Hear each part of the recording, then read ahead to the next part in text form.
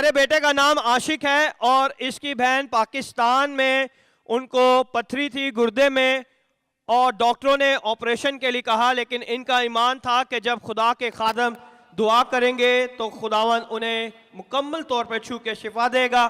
और इसी ईमान से इन्होंने यहाँ पे आके खुदा के खादमों से दुआ कराई और पाकिस्तान में टेलीफोन पे अपनी सिस्टर के लिए कॉल करवाई और दुआ की गई।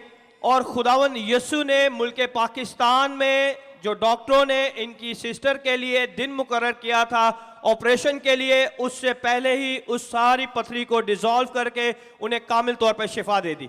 जोरदार तालियां बजाएं, यसु के नाम को जलाल दें।